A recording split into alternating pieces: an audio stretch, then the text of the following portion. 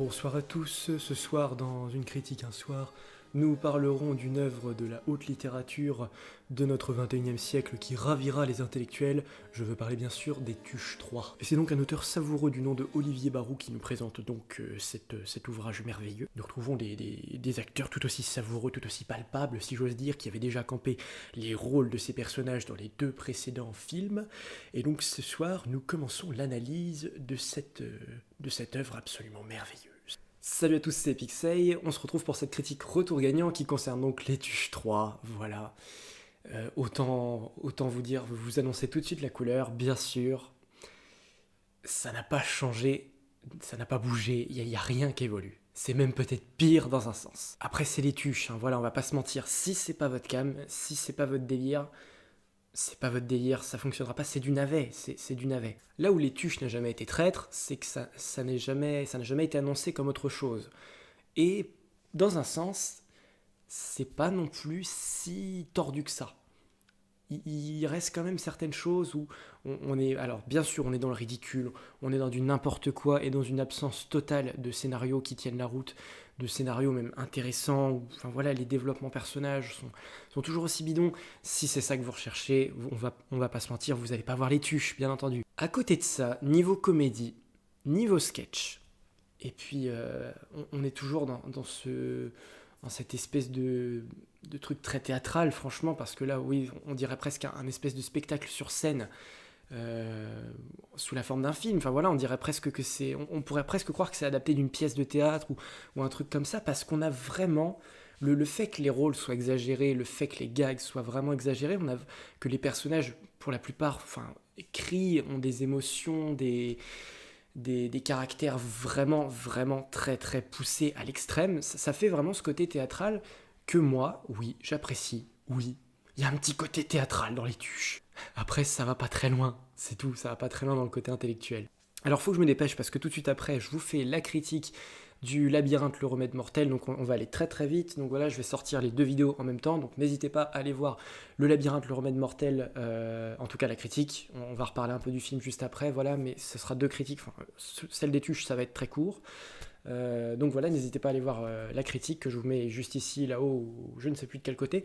Voilà, donc sinon pour ce qui est des Tuches, clairement, qu'est-ce qu'il y a de neuf dans cet opus? C'est que déjà, comme j'avais dit dans mes attentes, c'est incroyable d'être allé jusqu'à un troisième opus. Donc rien que ça, tu te dis, si comme moi, vous avez un peu apprécié le 1 et que vous vous êtes dit, enfin voilà, si vous avez apprécié le 1 et le 2 pour quelque raison que ce soit, il y a quand même un truc qu'on retrouve dans ce troisième qui est toujours assez osé, vraiment dans le ridicule, dans n'importe quoi.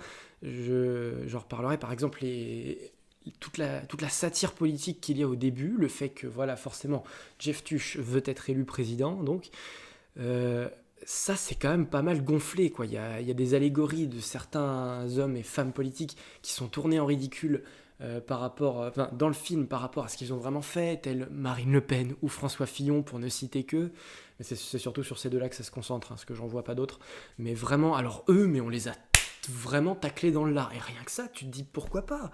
Il n'y a pas beaucoup de films, je pense, qui oseraient faire ça. Et tu vois bien là le côté Cadet Olivier, parce que Olivier Barou, quand même, je pense que c'est un mec qui s'est recherché pendant longtemps dans son paysage cinématographique en tant que réalisateur. Quand il faisait la grosse émission sur Comédie, tout ça, on savait très bien que c'était quelque chose qu'il maîtrisait à fond. Et avec les Tuches, on peut quand même pas dire le contraire. Ça s'est trouvé, comme je le disais dans mes attentes aussi, il y a ce petit côté Simpson à la française qui est quand même là, qui touche un petit peu le public, parce qu'on voit vraiment que c'est la famille bien franchouillarde poussée à l'extrême, extrême, extrême, d'accord? Mais on retrouve quand même des choses très attachantes. Moi, franchement, ce troisième opus fait que je me suis encore plus attaché aux personnages, même s'ils vivent rien du tout, s'ils vivent dans le néant. Avec un Jeff Tuch président, voilà, faut dire que le film apporte beaucoup plus de gags que de péripéties. Concrètement, c'est ça. C'est vraiment 1 heure et demie de sketch pur et dur. C'est pour ça qu'il faut prendre le film comme ça, en fait, pour l'apprécier. Et là-dessus, c'est clair que moi, j'ai aimé le film, c'est un retour gagnant pour cette raison, mais on va pas se mentir, après, voilà, je peux comprendre que les gens soient déçus. J'ai même vu des gens qui aiment les Tuches, qui apprécient, et qui ont trouvé que celui-là était le moins bien. Moi, je trouve que c'est difficile de dire que c'est le meilleur, mais moi, c'est celui sur lequel je me suis le plus marré, et je me suis dit que c'était peut-être celui qui osait le plus, vraiment, qui... Ouais, il y a quand même quelque chose autour de ce film, je trouve. C'est quelque chose. C'est pas le genre de film que j'ai envie de revoir à outrance, que je vais prendre en Blu-ray. Non, mais le petit déplacement de divertissement français fait quand même assez mouche. Donc ouais, on va dire que la conclusion arrive au milieu de cette critique, mais la conclusion c'est que moi j'ai apprécié, oui c'est pas du tout une trouvaille, c'est du navet.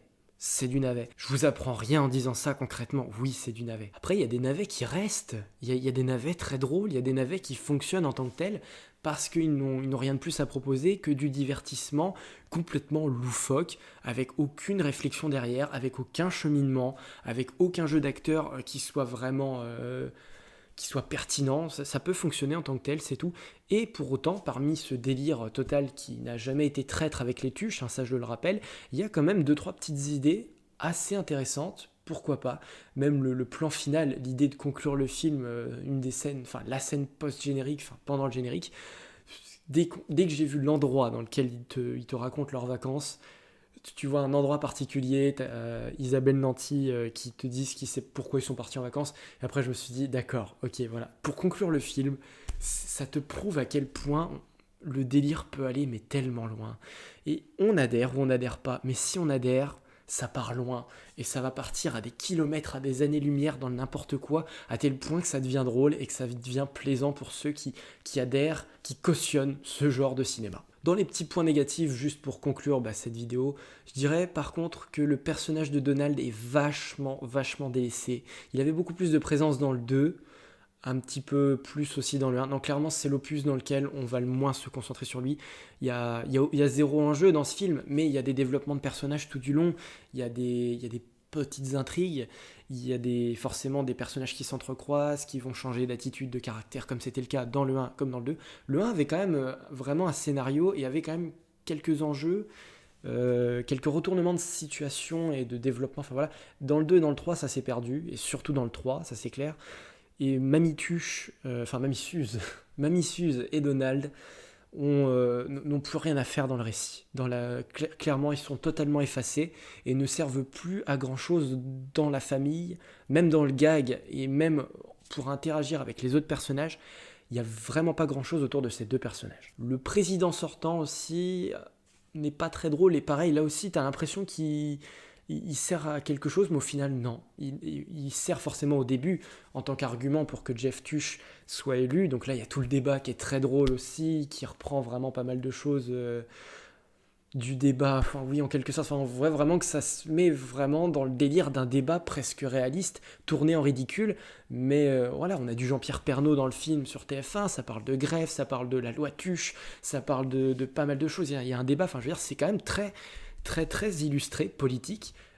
Heureusement, vu le message du film, voilà, mais là-dessus, on met le paquet là-dessus pour délaisser certaines autres choses. Et comme je le dis, le président sortant, il s'appelle Papin, je crois, ils ont choisi de le garder tout au long du film, ça sert pas à grand chose clairement. Mais la façon dont Jeff se fait élire, moi je me suis dit, il y a quand même des trucs où ça marche dans un sens parce qu'il n'est pas élu comme ça d'un claquement de doigts.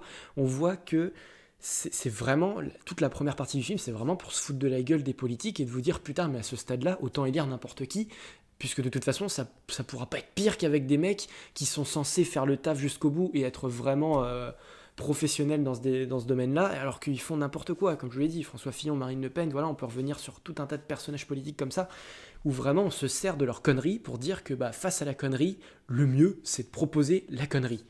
Donc ça là-dessus, c'est vraiment pas bête. Ça pousse quelque chose vraiment qui fait l'identité du film, en tout cas de la première partie. Donc ouais, voilà, il n'y a toujours pas de scénario, il n'y a pas d'histoire, on peut dire que c'est des points négatifs en soi, oui, que le film assume totalement, hein. Vraiment le film n'en a rien à foutre, ça, c'est vraiment pas le souci pour le film de se dire qu'il n'a pas d'histoire ou quoi, mais ça fait partie des reproches qu'on peut lui faire. On a des personnages qui servent pas à grand chose, qui sont là ou qui sont pas là. T'es là, t'es là. T'es là ou t'es pas là? Le plus important, je pense, l'essentiel, c'est de retrouver notre famille Tuche, et là-dessus, ça fonctionne bien. Voilà, c'est tout. J'ai rien d'autre à dire. Les Tuches, c'est sympa. Je comprends certains qui n'adhèrent pas du tout à ce genre de cinéma, qui s'en foutent totalement et qui crient au scandale du navet, qui fait des... Je sais pas si ça fait des millions d'entrées, les Tuches, je me suis jamais renseigné, mais ce que je sais, c'est qu'on en parle quand même beaucoup et que beaucoup de Français, quand même, sont attirés par ce film, par ces films, parce que quand même, moi, mon cinéma fait complet pour le premier week-end d'exploitation des Tuches. Alors je crois qu'il y avait aussi Acheté de famille, mais quand même mon cinéma affichait complet. ça touche quand même du monde. Peu importe la critique en fait, peu importe ce que les gens vont en penser, il y a des gens qui se déplacent et qui ont envie d'aller voir ça, qui sont intrigués. Les tuches, c'est ça. S'il y a un 4, mais je me déplacerai aussi, j'irai voir. Et puis voilà, c'est tout. C'est notre moment connerie de l'année, c'est d'aller voir les tuches. On se retrouve donc pour la critique du labyrinthe qui suit tout de suite. Alors si vous ne l'avez pas vue, allez la voir, elle sera dans l'écran de fin, voilà. Moi je vais la tourner maintenant, donc voilà, salut à tous, on se retrouve pour d'autres critiques. Les vidéos de bienvenue à bord sont un petit peu mis en stand-by, mais rassurez-vous, ça va arriver. J'ai vraiment pas eu le temps, j'ai pas eu l'envie non plus en ce début d'année d'en tourner. Peut-être que je reviendrai là-dessus, que je vous expliquerai pourquoi. Mais voilà, on va passer maintenant au labyrinthe, donc merci à vous d'avoir suivi la critique des tuches, et à la prochaine, salut à tous.